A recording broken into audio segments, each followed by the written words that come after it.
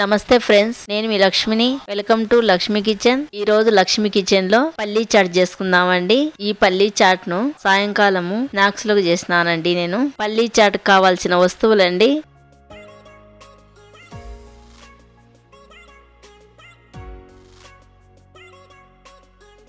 నేను చూపించే కప్పుతో 2 కప్పులు బుడ్డపప్పులు వేసుకున్నానండి. బుడ్డపప్పులు వేసుకున్నాక మట్టి లేకుండా నీటుగా కడిగినానండి. కడిగిన తర్వాత కొన్ని వాటర్ పోసుకొని ఈ బుడ్డపప్పులను 5 గంటలు నానబెట్టుకున్నానండి. చూడండి బుడ్డపప్పులు ఎంత బాగా నానిపోయినాయో. కుక్కర్ తీసుకున్నాం. నానబెట్టుకునే బుడ్డపప్పులు ఉన్నాయి కదండి, ఆ పప్పులన్నీ కుక్కర్లోకి వేసుకున్నాం. 1 స్పూన్ సాల్ట్ వేసుకున్నాం.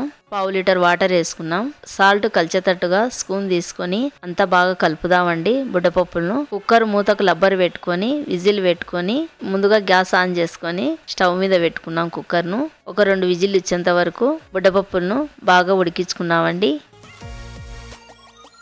2 విజిల్ల తర్వాత కుక్కర్ మూత తీసి బుడ్డపప్పులు ఉడికినాయో లేదో చూసామండి. చూడండి బుడ్డపప్పులు బాగా ఉడికిపోయినాయి. ఒక గిన్నె తీసుకొని ఒక జాలిబుట్టి తీసుకొని జాలిబుట్టిలోకి బుడ్డపప్పులన్నీ వేసేసుకున్నామండి. వాటర్ అన్ని కిందికి పడతాయి. బుడ్డపప్పులన్నీ జాలిబుట్టిలో ఉన్నాయి. చూడండి జాలిబుట్టిలోనే పల్లీలు ఇంకొక గిన్నెలోకి మార్చుకున్నామండి. మార్చుకున్న తర్వాత 1/2 స్పూన్ కారం వేసుకున్నాం. 1/2 స్పూన్ గరం మసాలా వేసుకుందాం. 1/2 స్పూన్ పసుపు వేసుకుందాం. సన్నగా కట్ చేసుకునే 2 పచ్చిమిరపకాయలు వేసుకుందాం. సన్నగా కట్ చేసుకునే 2 టమోటాలు వేసుకుందాం. సన్నగా కట్ చేసుకునే ఉల్లిగడ్డలు వేసుకున్నాం. నేను ఇక్కడ ఉల్లిగడ్డలు ఎక్కువ వేసుకుంటున్నానండి పల్లీ చాట్ లో. మీరు కావాలంటే ఎక్కువైనా వేసుకోవచ్చు, తక్కువైనా వేసుకోవచ్చు, అది మీ ఇష్టము. సన్నగా కట్ చేసుకునే కొత్తిమీర వేసుకుందాం. 1 స్పూన్ చాట్ మసాలా వేసుకుందాం. 1 స్పూన్ సాల్ట్ వేసుకుందాం. మనం బుడ్డపప్పులు ఉడికించుకునేటప్పుడు సాల్ట్ వేసుకున్నాం కదండి, దీంట్లో చూసుకొని వేసుకుందాం. మళ్ళీ 1 స్పూన్ తీసుకొని ఈ పల్లీ చాట్ ను మసాలాలన్నీ కలిసేటట్టుగా నిదానంగా బాగా కలుపుదామండి.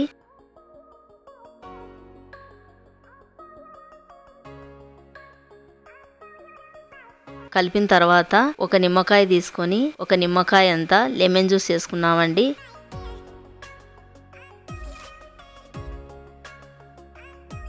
లెమన్ జ్యూస్ వేసుకున్న తర్వాత మళ్ళీ పల్లీ చాట్ను లెమన్ జ్యూస్ కలిసేటట్టుగా పల్లీలకు బాగా కలుపుదామండి నిదానంగా. ఈ పల్లీ చాట్ లో ఆయిల్ ఏం అవసరం లేదండి. ఆయిల్ లేకుండానే ఈ పల్లీ చాట్ చేసుకోవచ్చు మనం. అంతేనండి, మన పల్లీ చాట్ రెడీ అయిపోయింది. మన పల్లీ చాట్ ను టేస్ట్ చేస్తామండి. 1 స్పూన్ తీసుకొని పల్లీ చాట్ ను టేస్ట్ చేసినానండి. కారము, ఉప్పు, నిమ్మరసము, చాట్ మసాలాలన్నీ కరెక్ట్ గా సరిపోయినాయండి. తింటే ఇంకా తినాలనిపించింది ఈ పల్లీ చాట్ ను. మీరు కూడా ఒకసారి పల్లీ చాట్ చేసుకొని తినండి, చాలా బాగుంటుందండి పల్లీ చాటు. నా వీడియోకి నచ్చితే నాకు లైక్ చేసి సపోర్ట్ చేయండి. ఇంకో కొత్త రెసిపీతో మళ్ళీ కలుద్దామండి.